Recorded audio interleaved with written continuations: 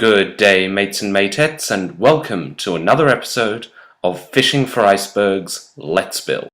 I'm currently just standing in one of the guest rooms that I showed you last time, and it's time to show you what I have done since last time. There is quite a bit to show. Now, this is the last of the guest rooms in the line, because what I'm going to show you first is that circular room that I showed you last time. Now it has become a library. Yes, indeed. I just felt like this build needed a good library, that the nobles would want somewhere that they could come to just chill with a book or something, or find books, both fiction and non-fiction. As you see, it's all done out in spruce wood. You've got spruce logs holding up the lighting and acting as support. There's spruce planks for all the floors and the stairs. And then on top of the glowstone lighting and the bookshelves, there is also this multi-level chandelier lighting up the middle of the room. This design has previously only been seen in the towers, but I thought it fit in with sort of the dark woods of this area. Now at the bottom, this door leads out that way to the guest quarters, but up the top there is another one. And now with these fancier wall designs of lapis and quartz, we are now going to head along into the royal quarters. Now the first thing you have here is this iron grate and this small barracks area. Now this barracks is for, say, the library and royal guards, the ones whose job is specifically to stop anyone from coming up this way into the castle. Now, one of them will sit here and just look out, and just in case an assassin is coming along here without having the alarm raised, this man will be able to look through, maybe shoot him with an arrow, or just dash out through this door and get them.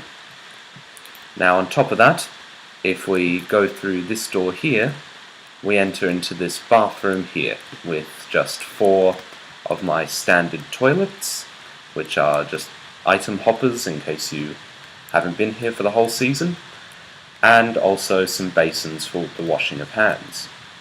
This is a shared bathroom between the royal guards over here and the royal servants in this room. Now there's just 6 beds here, and this is a rather small room, but this is just for, say, the cleaners and the cooks which tend the royal apartments and the royal apartments only. And then if we go through here, we can see this hallway headed across, and here it leads up to some stairs which will eventually come out on top of the mountain to, say, a little garden for the royals. But on top of that, there is also this branch off here into the royal apartments themselves. Now the royal apartments have this dining area, which the royals will use in case the Great Hall is like too big. It's lit in the 4 corners with glowstone, and then has sort of half chandeliers here above the table. The table has the royal purple on it, and then the carpet is this pattern of red, black and yellow. Now this table is the only structure of sandstone that you'll find in the entire build, and I use it here because I think it adds a nice contrast with the purple. Now on either side of the room you have these basins with taps, because the royal suite is fully, properly plumbed, and these are just for the washing of hands during meals. There's also this artwork on the walls, and just the first of many secrets, if you flick this one of the taps up, you can walk through here into the library. It's not much of a secret, but it's still pretty good, and if you close it off here, you can see that the spruce wood is pushed back into place, and if you really needed somewhere to hide, you can close that door and nobody can get through the painting. Nobody would ever know you were here. Now on top of this, there is this little room over to the side here. Now this room just leads into a small kitchen area. There is a small fire with some high heat ovens, as well as some normal ovens, some chests for the storing of food, and some crafting tables and some chopping boards. Now the chopping boards are just iron pressure plates, but used here on top of this sort of bench structure, they look a bit like chopping boards or heating mats or whatever.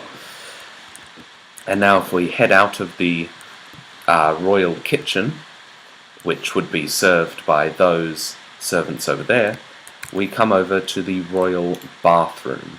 Now the royal bathroom has 4 stalls, and considering that there are only 6 royals, this is rather extreme, and there is a basin for each stall and a flower. Now if we come over here, we can see all the other types of flowers on this bench in front of the 4 baths. Now again, 4 baths, a bit excessive for the number of royals there are, but these are the royals, and each of these baths has both a hot and a cold tap.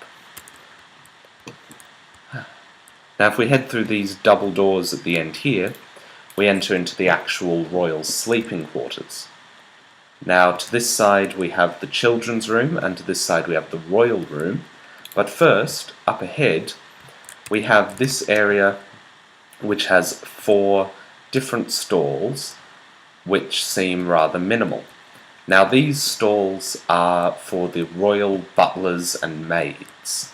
These are the this would be like the king's personal butler, the queen's personal maid, and then 2 sort of trainee servants who would serve the royal children. They live here and are easily accessible to the lords and ladies if they should need them, and they also have their small bathroom here, because you can't have the royals sharing their bathroom with anyone.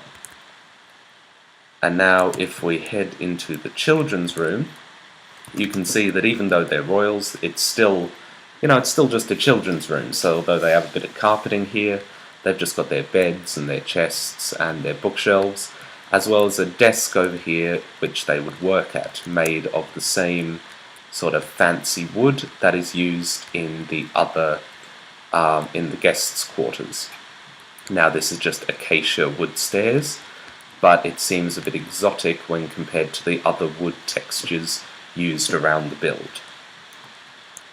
And then if we leave the children's quarters, we can head across into the royal suite. Now the royal suite has just a small kitchenette for if they wanted a tea and coffee or something. It also has the king's personal desk, which has this blue flower with a skeleton skull, as well as a clock and a map of the entire installation. Now at the moment it is incomplete, but this shows you what it looks like at standard, and that green dot shows you that's where we are right now. Over here we have the king's magical stuffs, which is an enchanting table and a end portal piece, but they don't really do much except for being curiosities. We also have these chests here which would hold clothing for the lords and ladies, and then finally we have the bed. It has bookshelves along either side and this big dark oak headboard across a 4-wide bed. The carpeting is in the royal purple with an edging of red, and if you see over here there is this chest. Now from this far away it doesn't look like much, but if you get up close you can see that there's redstone behind it, and in it we have this sword, which is the king's sword, which is very powerful. It's got all of the enchantments on it, but when it is taken out of that chest it opens up this secret passage here. Now this secret passage is currently marked so that I don't lose it by this glowstone column, and eventually it will link up to various parts of the build through, secret passageways. However, if we then go and the king puts his sword away, you can see it seals right back up.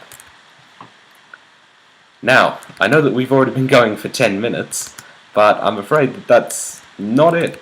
It's not it yet. I've sort of been enjoying building, so I've done a lot. Oh, here you can see the chimney that comes out of the royal kitchen. And it isn't really a way that you could enter the castle because it's a very long drop onto fire. So there's no danger of assassins coming in here because they die rather brutally. However, this structure over here is also a chimney which heads down into the main kitchens, which I've finally built off this offshoot. Now the offshoot still attaches just to the Great Hall through here, but I am thinking that I will continue this hallway along and add in a guard tower in this section of the build. Now if we head down these stairs, this is how the servants would get food up to the Great Hall from this kitchen. This kitchen again has some of the hot ovens seen above, as well as a lot of normal ovens, some cutting boards and hot trays, some basins for washing their hands, some crafting tables, and some chests for holding all the food for the castle. Now, again, this still isn't all that's been done. As you can see, this hallway has now been extended across, and also this hallway, which was before one of the small, just 2 high, 1 wide doorways, has been expanded because the use of this wing has been changed. However, that will be visited in a later episode. Now the second door there is the kitchen, but I also have to show you this first door. Now this is the main servants' bathroom. Because it's for the servants, they don't get the fancy floor, they just get the stone brick. And it has a lot of toilets, couple of flowers, and this massive communal bath, which the servants would use to wash. Now, a bathroom like that has to have servants, and that's what this door leads into. This is the main servants' quarters. It's absolutely packed with beds for all of the various cooks and cleaners and gardeners and all the servants who don't warrant being put up with either the royal suite or the guest suites or anywhere else. This is where all the normal servants sit. They have a couple of pieces of art, they have this large center section where they could make cups of tea or whatever. They also have basins for washing their hands before they get to work, and this entire thing is copied up on a second floor of bedding.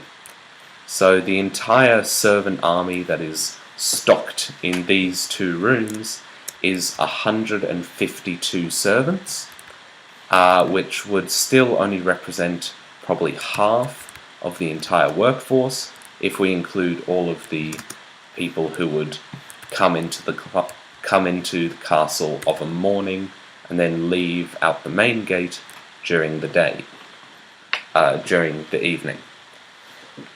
Now, seeing as we've been going for 14 minutes, I think I will cut that here. If you have liked this episode, please press all the appropriate buttons, and when I see you next time, we will get to explore what this massive, like it dwarfs the library, circle is going to be for. You might be able to guess, and if you wish to, please leave it in the comments, although that might not happen. Anyway, I will see you all when we return. Have a good one.